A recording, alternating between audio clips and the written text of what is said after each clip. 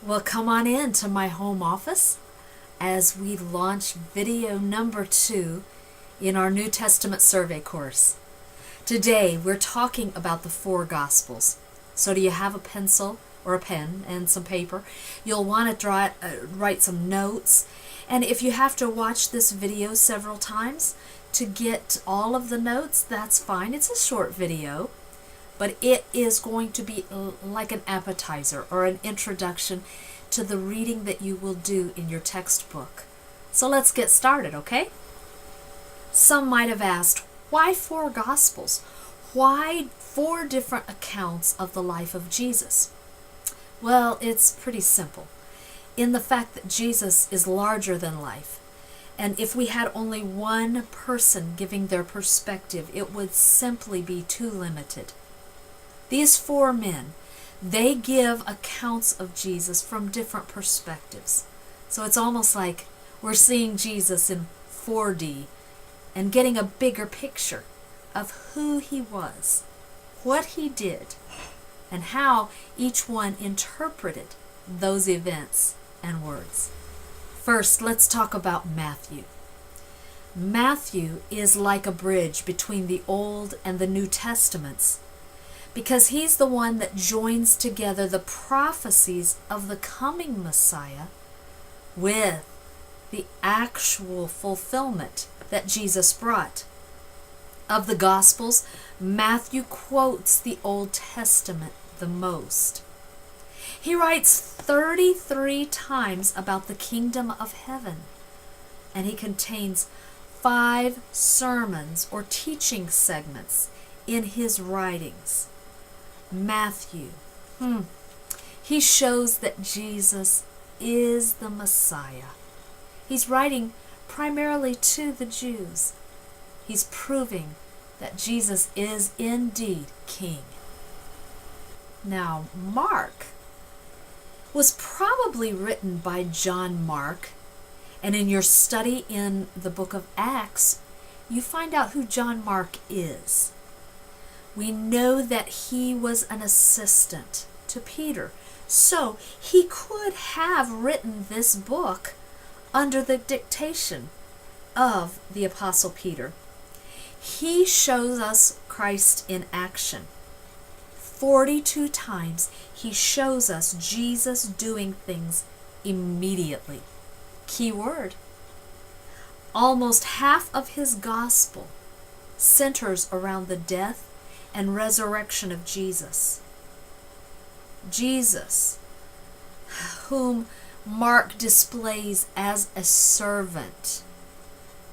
Jesus serves us most by giving his life for us and from rising from the dead. So we see Mark writing primarily to the Romans, but in his book, Jesus is the servant, busy working. Next we have Luke. Luke writes to the Greeks, and he shows that Jesus is the Son of Man, the perfect human being. Now, Luke, like Mark, was not one of the 12 disciples. He was a Gentile physician, and he showed that Jesus came to save all people of all races, all genders, all classes. He emphasized that Jesus was and is the perfect man, fully human. This is important because he was fully human. He could fully pay the price for human sin. And yet, all the while, he was perfect. 4th in the series is the Gospel of John. John, unlike the others, was not written to Jews, Romans, or Greeks. Rather, John's Gospel is written to everyone. He shows that Jesus is the Son of God.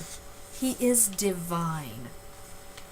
Now, John is different in that he, rather than focusing on a lot of what Jesus did, he gives us insight into what Jesus said and how Jesus felt. He includes 7 miracles, 7 sermons, and 7 I am statements. His writing covers 21 days out of Jesus's 3.5 years of ministry. 10 of his chapters cover just 1 week of Jesus's life. And nearly 1/3 of all the verses are about 1 day. John uses the words signs to indicate Christ's miracles. And the purpose of signs was to help people know that Jesus was the Christ, the Son of God.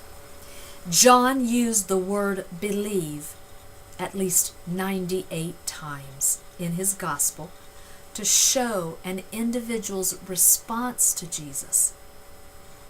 I think a key theme in his book is life. Now it's time to read your textbook pages on these 4 Gospels. It's quite a chunk of reading, so you need to get right to it. And once you're finished, your assignment is this. Please write a review, an overview, or a summary, as it were, of who Jesus was in each of these Gospels.